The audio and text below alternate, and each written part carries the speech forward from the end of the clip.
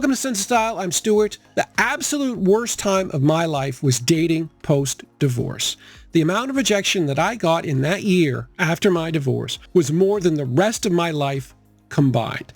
And it boils down to one thing. You're a really nice guy, you got a good job, but I think that boils down to the fact that I don't think women know what they actually want. A lot of them anyway. They'll say, I want a nice guy. But they don't. When it comes to dating, they find us boring. And the only way I turned it around, I started to be a dick on purpose, and it worked like a charm.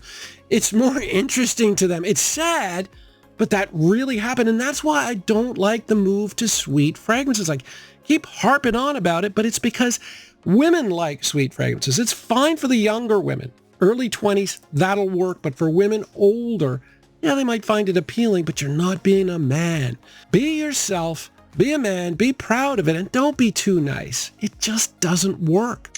Fragrance number 1 is Tom Ford's Ombre leather. What I love about leather as a note is it's unabashedly masculine. Sure, it's a unisex scent, but leather in general, especially this much leather, is always going to lean masculine. I have a couple of fresh fragrances that have a leather note, pulls it in a pungent masculine direction. Same thing with Iris. It'll do exactly the same. And this is no European handbag leather. Tom Ford is from Texas. It's American Southwest, the cowboy, the dark, dry American leather, a little bit worn, a little bit rustic. The leather accord here was actually called a black leather accord for that very purpose. Now, leather, you can't extract oil from leather, so it's an accord. It was created, but it was a black leather accord. It was not mild. Now, it is smoothed out a little bit by the use of jasmine and amber. However, the jasmine here is also animalic. Sambac is the masculine jasmine. In fact, I have a couple of white florals talking about later in the video. And white florals are not all about being fresh and springy and things like myself. Some of them have an animalic facet. Jasmine Sambac has an animalic facet. You combine that with a leather, definitely a masculine scent. Now, admittedly, this fragrance does have a connection to high fashion, which might not be the most masculine thing in the world. The original Ombre leather came out in 2016. It was called Ombre Leather 16, and they wanted to make that connection to the fall and winter season. FW16, that was a particularly interesting year for fashion. They wanted to use fabrics that were more exotic, things like leather and velvet, and so they wanted to have the original version of this connected to high fashion. However, ultimately, this is a masculine fragrance, certainly more masculine than feminine. You will always be okay and be a challenge if you're wearing leather. Fragrance number 2 is Prada L'Homme Intense, and what I love about this is it really is a lot more intense than the original fragrance, Prada L'Homme. This has a masculine air to it, and in many ways this fits the Prada Man theme a lot better than the original Prada L'Homme. A lot of fashion houses will sort of give you an archetype of a type of man that they want to embody.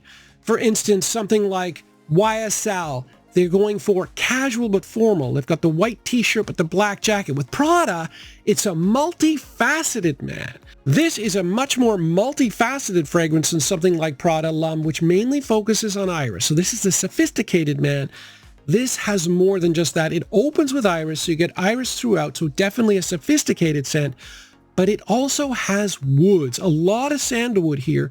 And woods tend to be a sturdy, steadfast man. You get that component as well.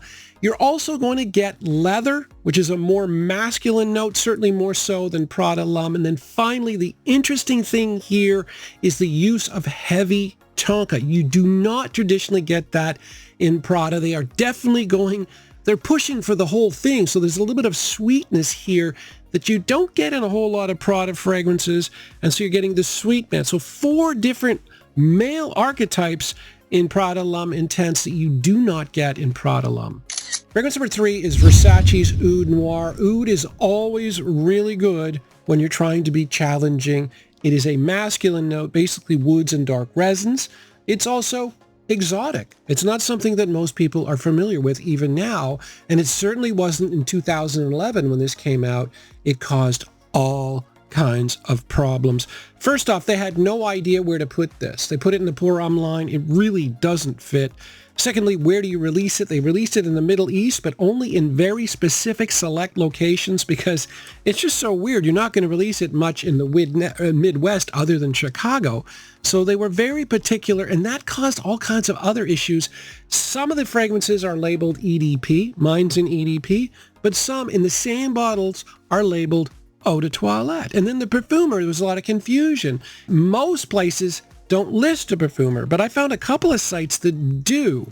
Domitil Michelin was named the perfumer of this on at least a couple of sites that I looked at, but yeah, it's very obvious that there were major issues and confusions in creating an oud scent. However, it is a westernized oud, so while it's going to be challenging, you're not going to smell crazy.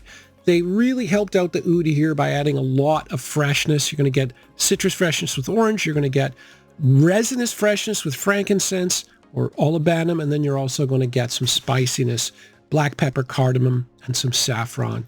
Good performance. This one will work. Bvlgari Man in Black was an obvious choice for this list. There's a lot of masculine notes here. You're going to get rum, you're going to get tobacco, you're going to get leather. There's a lot of spices. There's some sweetness. You're going to get some tonka, but very masculine fragrance in a lot of ways. It is similar to Spice Bomb, but I think there's a fairly substantial difference because, and I never see this, this is labeled on Fragrantica as an oriental floral. That is very rare, especially for men. But there are two floral notes here.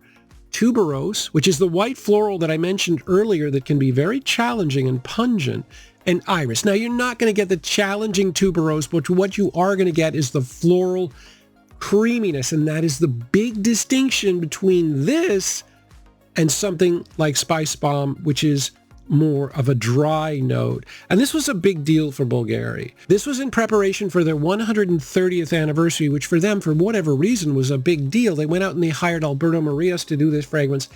He is not a regular contributor to Bvlgari, so yeah, they made sure this one was good, and it is good.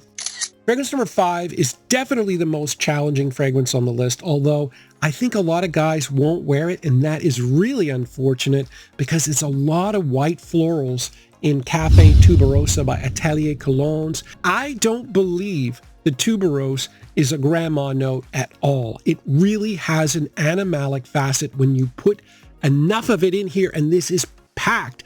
In fact, it's got tuberose in the name. There's a ton of tuberose here, and it gives it a pungent, strong, and I believe masculine quality. I think it's helped by the fact that, there's a lot of coffee here as well, and it also has a lot of sweetness. This is like a gourmand white floral, really, in a lot of ways. There's a patchouli and cacao note here that gives it a chocolatey feel. There's also vanilla. It's very, very strong. So yeah, coffee, vanilla, chocolate, and tuberose, different fragrance. And this one's weird in that it's got a fresh component. It's very quick. You don't notice it that much, but there's 2 citrus notes off the top. This is called a Cologne Absolu. So it's like an EDP or a parfum in the base. It's like an eau de cologne off the top. In this particular instance, it's not much to begin with at the top, but definitely interesting. This is a weird, quirky story I have to share because Atelier Cologne, despite the French name, is actually an American house. But in 2022, L'Oreal purchased the brand and they pulled out of North America entirely. So you've got a situation where an American brand is no longer being sold to Americans, which I had to share. I thought that was so weird. Fragrance number 6 is YSL's La Nuit de l'Homme Bleu Electrique, and why I like this fragrance is because it is openly seductive. It is very seductive. It's in-your-face seductive. There's no way a woman could smell this and think anything other than you were trying to seduce her, but that is good in a way. It's a challenge. You're showing sexual intent more obviously than a lot of fragrances on this list. That is definitely a way to challenge somebody, and it's not done by a passive guy who's sitting back and being a nice guy. Nice guys won't be wearing something as obvious on a date, and I think it really works here. What the added benefit of this is it's much stronger than the current formula of La Nuit de l'Homme with the addition of ginger. So the main components here are basically cardamom. As we all know, a lot of cardamom. You're going to get cedar and lavender, but they throw in some ginger, gives it a real punch, and yeah, you get your point across with this. Fragrance number 7 is John Varvatos Dark Rebel Rider. This one goes all in on the masculinity. You're not hiding it here, not even with the bottle, the presentation, or the scent itself. I think personally, because I love this, that if this had been a better performing fragrance, and John Varvatos have always had that trouble, this would have been a top 10 seller, because even though it is very masculine, there's a lot of leather, it's also really pleasant. When I think of this, they go with the leather, but it's a leather fragrance, but what I like and what I notice more than anything are the resins. There's a lot of resins here. You're going to get a generic resins note. You're going to get olibanum. You're going to get tolu balsam, and then 3 woods as well. So yeah, this is all in on the masculine from the presentation to the actual scent itself, and I just wish it was stronger.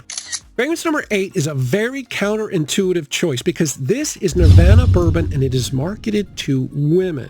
And you wouldn't think that a fragrance marketed to women would work well in this circumstance. You might think it would smell feminine, and it doesn't. It's funny because I look at the note breakdown as the notes that people pick up here, and they don't pick up much of the tuberose. Yes, another tuberose fragrance because I think it's great.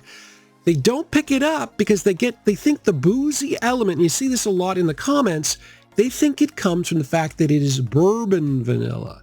No, you don't get bourbon smell from bourbon vanilla, maybe a tiny hint of it, but there's a ton of tuberose here that gives it its pungency. So vanilla, oak, and tuberose are basically what you're getting.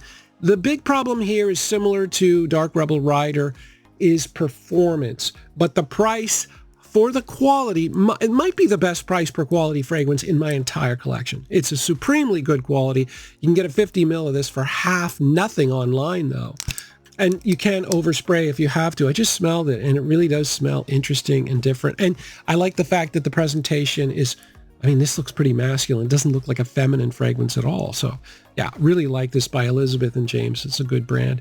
So anyway, yeah, yeah, I hate thinking of the old dating days because they were really, truly horrible.